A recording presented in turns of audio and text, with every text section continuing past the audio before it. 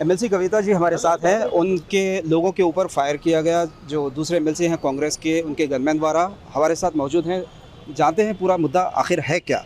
क्या मुद्दा है, किस बात पर फायरिंग हुई, आप किस वजह से आप यहाँ पे आई? देखिए, पिछले चंद दिनों से तेलंगाना में ओबीसी आरक्षण के बारे में आंदोलन चल रहा है और हमारी ऑर्गेनाइजेशन जो तेलंगाना जागृति है बहुत एक्टिवली फ्रंट लाइन में हम लोग लड़ रहे हैं।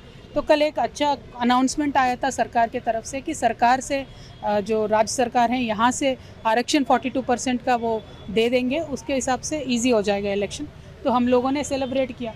बस इसी मुद्दे को सीरियसली लेते हुए कांग्रेस पार्टी के जो एमएलसी है उन्होंने मेरे ऊपर पर्सनली बहुत ही डेरोगेटरी और अनपार्लियामेंट्री शब्दों का इस्तेमाल किया है। ये मेरी बात नहीं है, पूरे देश के महिलाओं की, पूरे तेलंगाना की महिलाओं की बात है कि अगर महिला कभी आगे आके कुछ सीरियस इशू उठाती है तो उनको दबा के रखने के लिए, उनको ये पब्लिक फोरम से हटाने के लिए ये साजिश चलता है, ऐसे मुझे लगता है। तो उसी के लाइन में मैं ये अटैक को देखती हूँ और ये कांग्रेस की भी साजिश है। चीफ मिनिस्टर साहब इनके पीछे है। अगर चीफ मिनिस्टर साहब इस एमएलसी साहब के पीछे नहीं हैं तो मैं चीफ मिनिस्टर साहब से डिमांड करती हूँ, तेलंगाना के रेवंत रेड्डी साहब से, कि आप इमीडिएटली उनके गनमैन हटाओ। क्योंकि भावुक होकर जब हमारे कार्यकर्ता उनसे पूछने गए कि आप ऐसे कैसे बात कर सकते हो, तो उन्होंने अपने गनमैन को बोल के गोली चलाई। 5 गोली उन्होंने चलाई। अगर हमारे किसी कार्यकर्ता का कुछ हो जाता तो कौन आज जिम्मेदार है?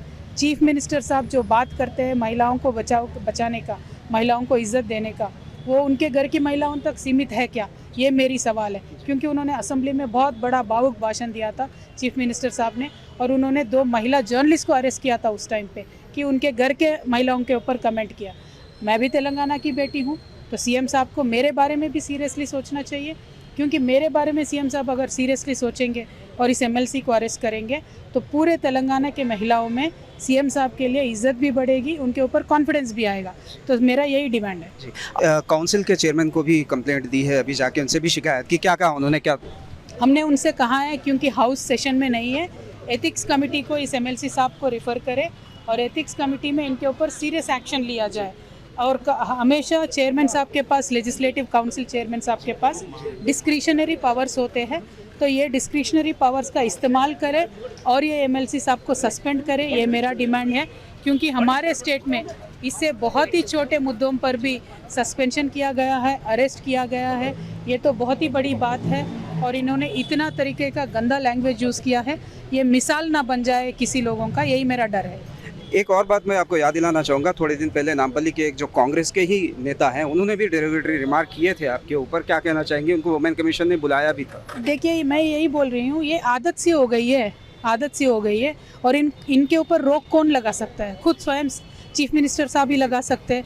उन्होंने वो नामपल्ली का जो इश्यू था उस पर रिएक्ट नहीं किया, तो अभी दूसरे उनके एमएलसी बोलने लगे और ये तो गोली भी चलाने लगे। अगर इस पे ये रिएक्ट नहीं करेंगे तो और बड़े हादसे हो सकते हैं स्टेट्स में। इसीलिए हमने पूरा जागृति के सारे लोगों को, ओबीसी के हमारे सारे नेताओं को लेके आके डीजीपी साहब से भी मिले हैं, हमने काउंसिल चेयरमैन के साथ भी कंप्लेंट किया है। मैं तो यही डिमांड करूँगी कि बहुत सीरियसली सीएम साहब इस मामले में डील करें और उनको सख्त से सख्त पनिशमेंट दें। क्या आप नेशनल और स्टेट वुमेन कमीशन से भी शिकायत करने? बिल्कुल देंगे। कल जाएंगे, हमारा डेलीगेशन एक दिल्ली जाएगा जो नेशनल वुमेन्स कमीशन को कंप्लेंट करेगा, और एक डेलीगेशन यहाँ तेलंगाना में भी वुमेन्स कमीशन को कंप्लेंट देंगे। हम यही चाहते हैं कि जो महिलाओं को डिसरेस्पेक्टफुली ट्रीट करेगा, जो महिलाओं को आगे बढ़ने से रोकने का कोशिश करेगा, ऐसे लोगों का सरकार को कभी भी साथ नहीं देना चाहिए। Thank you.